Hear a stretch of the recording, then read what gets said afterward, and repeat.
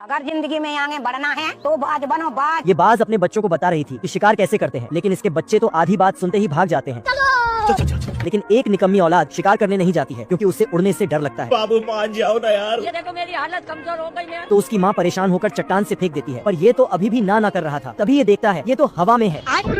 ये उड़ने की कोशिश करता है, लेकिन इसके भाइयों ने तो शिकार को ढूंढ भी लिया था और वे एक एक करके मुर्गी और उसके परिवार को उठा लेता है, जिससे फार्म खाली हो जाता है। तभी इसे वहाँ एक और मुर्गा दिखता है और ये जैसे ही उसका शिकार करने जाता है तो उसके अंदर ही फंस जाता है। तभी इसकी माँ वहाँ आती है और इसे निकालती है और समझाती है भूतनी कि हम शिकारी हैं, चोर नहीं, हम खाने के लिए जानवर उठाते हैं। इतने में उसके भाई भेड़ों को उठा लाए थे, जिससे इसका भी खून खोल जाता है और ये भी भेड़ का शिकार करने जाता है। लेकिन ये जैसे ही उसे हवा में उठाता है कि लड़की का कोट खुल जाता है। किस कलर की चड्डी पहने हो? तो ये बेचारा कोट वापस देने आता है, पर भेड़ तो इसे ही पीटने लगती है। अब तक इसके भाइयों ने बहुत से जानवरों का शिकार कर लिया था, लेकिन इसकी पकड़ में सिर्फ एक मक्खी ही आई।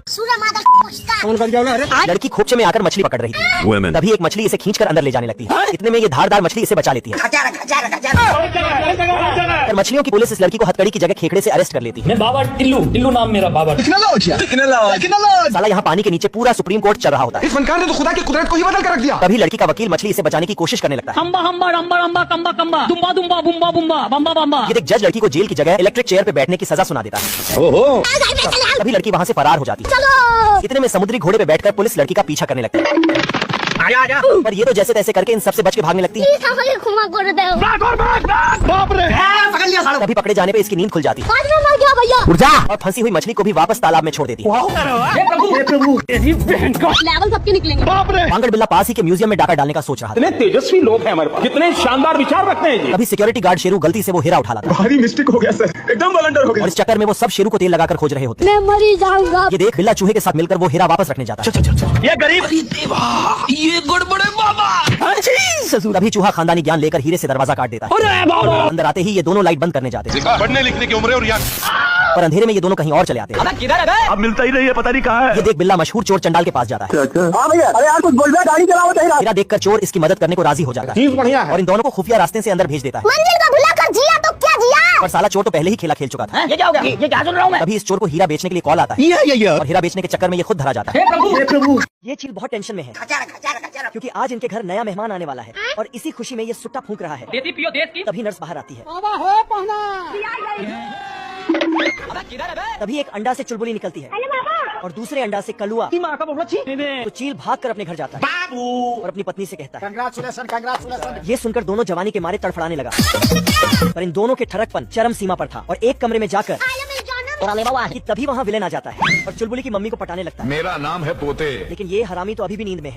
एक नंबर का छिनारा। और चील की माल को लेम्बागुनी में बैठाता है और वहाँ से चला जाता है। ऐसा मत करो मेरी जान। मगर ये कहाँ मानने वाली थी। अमीर बंदा जो हाथ लग गया था मुझसे शादी करेगी या नहीं करेगी? और इधर उस विलेन का बेटा तू मेरे से प्यार करती है या नहीं करती? चुलबुली को भी पटा लेता है। देखो तुम लंबर मांगोगे, मैं लंबर दूंगी नहीं। और मैं आसमान की ऊंचाइयों में बहुत ऊंचे। सफाई कर्मी वाले कबाड़ी को कबाड़ के साथ जंगल में गिरा देते। साला छोटी गंगा बोल के नाले में कूदा दे। तभी जंगल के सभी जानवर किसी राक्षस को देखकर भाग रहे होते हैं।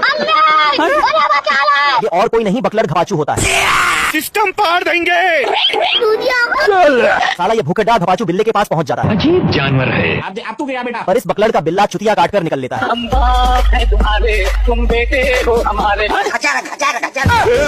और ये बिल्ले को खाने के चक्कर में पेड़ पेल कर समाधि ले लेता है। रुक जा के नागमणि लेके जाएगा पूरी। देखा आपने लापरवाही का नतीजा। तभी पीछे से घपाचू इसे धर लेता है और मिर्च मसाला डालकर निपटाने की तैयारी करने लगता है। और बिल्ला इसका फिर चुतिया काटकर अपना फ्राई चिकन खिला देता है। इतने में घपाचू इसे दौड़ा लेता है। तभी बिल्ला हुस्न खलीफा बनके इसके सामने आ जाता है। ये देख छिनरा रंडवा बाजी करने लगता है, पर घपाचू की माल इसे रंगे हाथ धर लेती है। घुंगरू सेठ कैसा चल रहा है धंधा पानी? तो क्या मतलब रे साला? बिल्ला सर्कस दिखाने आया होता है तोबा तोबा तोबा, सारा मूड खराब कर दिया। और भालू इसे अपना सामान थमा के नीचे भेजने की कोशिश करता है।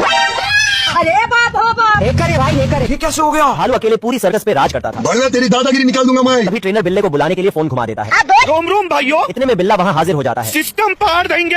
ये देख भालू आते आते ही इसे पेल देता है। तभी भालू बिल्ले को सर्कस दिखाने के चक्कर में इसका लोला निकाल देता है। मुंह से सुपारी निकाल के बात करे बाबा। बिल्ला साले हरामी भालू का मकसद समझ चुका है। पूरा परिवार रहो यार। तभी इस बार फिर भालू बहरा होने का नाटक करके इसे छोड़ देता है। मैं गरीब हूँ। ये देख बिल्ला इसे टेलीफोन थमा के इसका तार फाड़ देता है। क्या रे भीख मंगिया, क्या देख रहे आज मैं मर गया भैया। हमसे लड़ने की हिम्मत तो जुटा लोगे, पर कमीनापन कहाँ से लाओगे? तभी ये दोनों इस हाइड्रोलिक पे चढ़ जाते हैं तेरी जबान बहुत चलती है सूर्या, हाथ ज्यादा चलता है। और एक दूसरे की बराबरी करने के चक्कर में दोनों आसमान में पहुंच जाते हैं। बहुत ऊंचे। और यहाँ भी भालू बिल्ले से आगे जाने के लिए पहले कूद जाता है। हे प्रभु